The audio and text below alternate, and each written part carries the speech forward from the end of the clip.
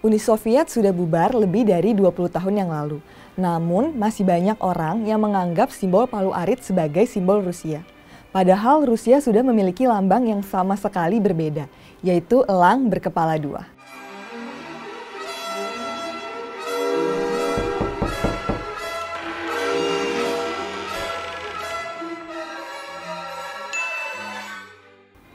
Burung kekaisaran dengan kepala dua yang menghadap timur dan barat telah menjadi lambang resmi Rusia selama berabad-abad. Namun, tahukah Anda bahwa lambang ini jauh lebih tua daripada usia negara Rusia itu sendiri dan berakar dari peradaban kuno? Lambang ini bahkan merupakan salah satu simbol Indo-Eropa tertua yang pernah ada. Sejarah lambang itu dimulai sejak zaman Kekaisaran Romawi Timur. Burung elang cukup lazim kita temukan pada lambang-lambang negara. Burung pemangsa ini sama populernya dengan singa yang juga banyak dijadikan sebagai simbol nasional. Elang adalah raja burung, seperti singa yang diyakini menguasai seluruh binatang, elang berkaitan erat dengan kultus terhadap matahari. Sejak berabad-abad silam, elang telah bertengger di berbagai lambang kerajaan. Legiun Romawi memiliki panji-panji bergambar burung mulia itu saat berperang. Bahkan, di era modern kini pun banyak negara yang menjadikan elang sebagai simbol negara mereka. Lambang negara Amerika misalnya, menunjukkan seekor elang botak yang menggenggam 13 batang anak panah pada cakar kirinya dan seranting zaitun di cakar kanannya. Sementara itu, Jerman memilih elang hitam sebagai lambang negaranya. Dalam kasus ini, elang Rusia terbilang spesial. Ia berkepala dua dengan masing-masing kepala melihat ke arah yang berlawanan. Meski begitu, ini bukan sesuatu yang unik. Baik Serbia, Albania, maupun Montenegro juga memiliki lambang negara dengan burung berkepala dua. Terus apa sebenarnya makna simbol ini? Emang satu kepala nggak cukup? Elang berkepala dua dianggap sebagai burung purba. Berbagai ilustrasi pertama burung ini yang diukir di atas batu dikaitkan dengan orang-orang Het yang tinggal di Timur Tengah pada abad ke-13 sebelum Masehi.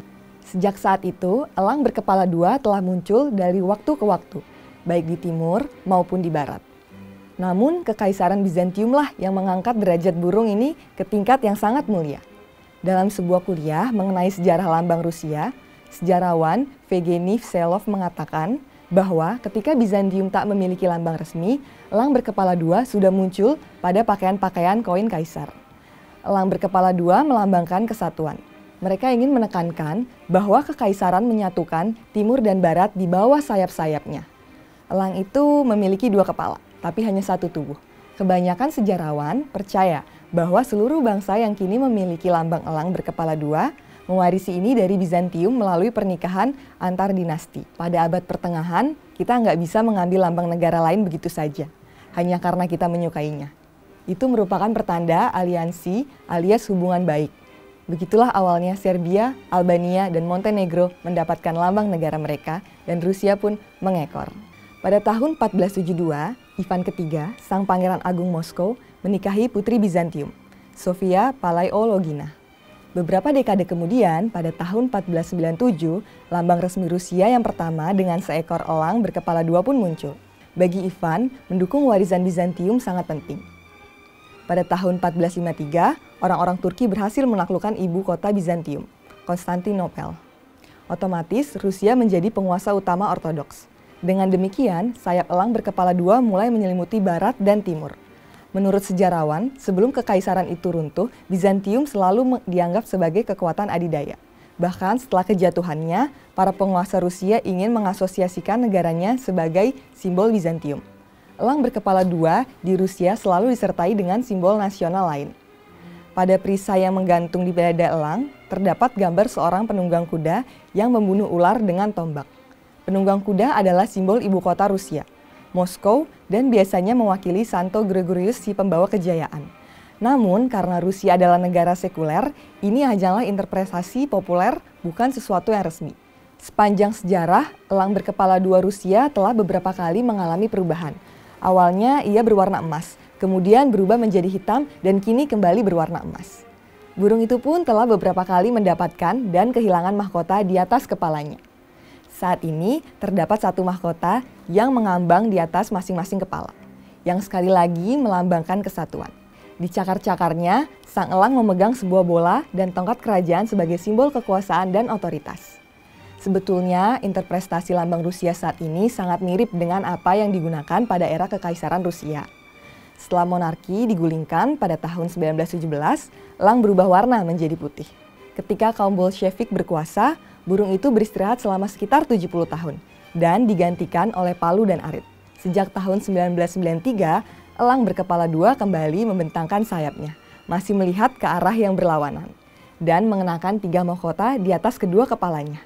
Elang berkepala dua kembali menjadi lambang negara Rusia setelah keruntuhan Uni Soviet. Pada tahun 1993, Presiden Rusia Boris Yeltsin meresmikan elang tanpa mahkota dan simbol kekuasaan monarki sebagai lambang negara Rusia. Namun, perubahan bentuk elang tidak berhenti sampai situ. Elang terus mengalami modifikasi seiring perubahan tampuk kekuasaan di Rusia. Elang dengan 3 mahkota dan simbol kekuasaan akhirnya kembali diresmikan sebagai lambang negara kala Vladimir Putin menjadi presiden. Di sisi lain, bicara soal simbol, citra Rusia tidak lepas dari simbol beruang. Orang Indonesia bahkan mengenal Rusia dengan julukan negeri beruang merah sejak zaman Uni Soviet. Meski Rusia dan Uni Soviet adalah negara yang berbeda, kita masih sering menggunakan julukan itu hingga saat ini. Beruang sendiri menjadi simbol Rusia melalui serangkaian keadaan aneh dan keseluruhan cerita membuktikan bahwa hoaks sudah ada sejak ratusan tahun lalu. Yang jelas, beruang bukanlah simbol Rusia dan tidak pernah menjadi simbol. Setidaknya secara resmi. Simbol Rusia saat ini cuma elang berkepala dua. Namun, selama setidaknya 5 abad, beberapa orang di luar Rusia terus-menerus mencoba meyakinkan orang-orang sebaliknya. Pada titik tertentu, jumlah orang di seluruh dunia yang mempercayai ide ini melebihi ambang batas, sehingga akhirnya orang Rusia pun lelah untuk mencoba menepisnya. Bagi orang Rusia, lebih mudah untuk menerima kesalahpahaman ini daripada terus-menerus mencoba menjelaskan mengapa hal itu tidak benar. Apa yang benar dalam keseluruhan cerita beruang ini adalah fakta bahwa beruang memang telah dihormati di Rusia sejak zaman kuno. Bagi orang-orang Slavia, penyembah berhala, beruang itu sebenarnya adalah binatang yang dianggap suci dan dipuja. Selain itu, selama beberapa abad pada abad pertengahan, rombongan sirkus berkeliling Rusia dengan beruang jinak yang dilatih menari, melakukan trik sederhana, dan mengemis. Salah satu keahlian utama beruang pada saat itu adalah melakukan eksekusi. Ini telah dipraktikkan sejak lama. Tetapi di bawah pemerintahan Ivan yang mengerikan, eksekusi beruang menjadi populer pada abad ke-16. Kadang-kadang beruang digunakan secara tidak langsung dalam proses eksekusi. Seorang narapidana dijahit dengan kulit beruang dan kemudian anjing-anjing dilepaskan untuk menyerangnya. Merobek kulit beruang bersama dengan orang malang di balik kulit itu. Namun, alih-alih cerita horor itu, hoakslah yang malah tersebar dengan mudah ke seluruh pelosok dunia. Pada tahun 1526, seorang diplomat Austria bernama Siegmund von Heberstein menulis hal berikut tentang musim dingin di Rusia. Beruang yang kelaparan meninggalkan hutan. Mereka berlari mengelilingi desa-desa terdekat dan mendobrak rumah-rumah penduduk. Orang-orang yang ketakutan meninggalkan rumah mereka dan meninggal karena kedinginan. Kematian yang menyedihkan, tulis Heberstein. Kisah ini kemudian disalin oleh banyak peloncong Italia, Polandia, Inggris, Jerman, dan Belanda yang berpergian ke Rusia selama 100 tahun berikutnya. Seiring berjalannya waktu, gagasan bahwa beruang yang berkeliaran di jalan-jalan Rusia mulai dianggap sebagai sesuatu yang wajar. Beginilah awal mula salah satu mitos paling abadi tentang Rusia lahir. Dan sejak saat itu muncullah asumsi aneh di seluruh dunia, bahwa beruang-beruang berkeliaran dengan bebas di jalan-jalan Rusia. Jadi, enggak satu pun dari hal ini adalah semacam konspirasi Eropa atau semacamnya. Zaman sekarang, kemungkinan besar semuanya akan dimulai dengan meme viral di media sosial. Tetapi saat itu, sumber aslinya adalah iklan dari pedagang Inggris yang cerdik. Sejak pertengahan abad ke-16, para pedagang ini secara rutin mengunjungi Rusia. Sementara itu, gagasan orang-orang Inggris biasa tentang Rusia dibentuk oleh ekspor yang datang dari sana. Seperti madu, bulu, wol, lemak, lilin, dan apa yang diyakini penduduk Inggris kuno sebagai minyak beruang. Dengan kata lain, minyak beruang mempengaruhi citra Rusia, seperti halnya croissant terhadap citra Prancis. Para pedagang mempromosikan minyak beruang Rusia sebagai obat terbaik untuk rambut rontok atau kebotakan. Atas dasar apa? Ya, karena beruang itu sangat berbulu. Fakta bahwa minyak itu dibawa jauh dari Rusia menjelaskan harga yang selangit. Padahal apa yang dijual dan dipasarkan sebagai minyak beruang itu terkadang cuma lemak babi biasa. Tetapi para lelaki Inggris berusaha mati-matian menjemukkan kebotakan mereka, sehingga iklan semacam itu pun manjur. Alasan lain mengapa Rusia dikaitkan dengan beruang di mata orang Eropa adalah akademi beruang terkenal yang didirikan pada abad ke-17 di kota Smorgon. Penyebutan akademi mungkin agak ambisius untuk apa yang sebenarnya hanyalah sekolah swasta yang melatih beruang untuk sirkus di seluruh Eropa. Fakta bahwa pada saat itu Smorgon adalah bagian dari persemakmuran Polandia, Lituania pun tak terlalu dipedulikan. Rata-rata orang Eropa tidak terlalu peduli dengan akurasi geografis. Mereka tahu bahwa akademi itu berbeda di suatu tempat di timur. Dan setahu mereka, suatu tempat di timur berarti Rusia. Oleh karena itu, tidak mengherankan bahwa ketika Inggris mulai memproduksi kartun dan ukiran politik pada abad ke-19, Rusia selalu digambarkan di dalamnya sebagai beruang. Gambar ini kemudian diambil oleh orang lain, dan selama Perang Dingin, beruang itu menjadi metafora untuk kebijakan Uni Soviet yang kejam dan haus darah. Nah, apakah orang Rusia menyukai beruang sebagai simbol? Kita nggak bisa betul-betul mengonfirmasinya karena hal itu nggak pernah diungkap secara terang-terangan.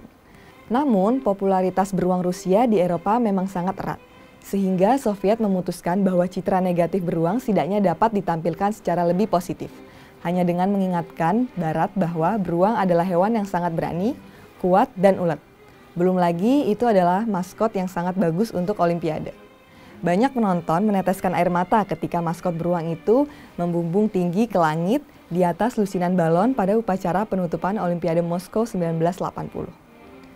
Belakangan, setelah pecahnya Soviet, beruang menjadi salah satu pesaing dari elang berkepala dua Kekaisaran Rusia untuk memperebutkan tempat pada lambang nasional Rusia yang akhirnya dimenangkan sang elang.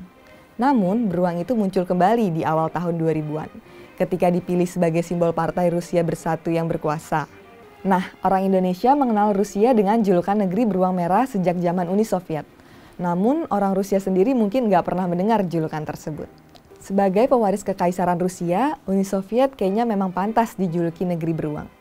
Sementara itu, warna merah sendiri sangat erat dengan paham komunisme yang dianut Soviet.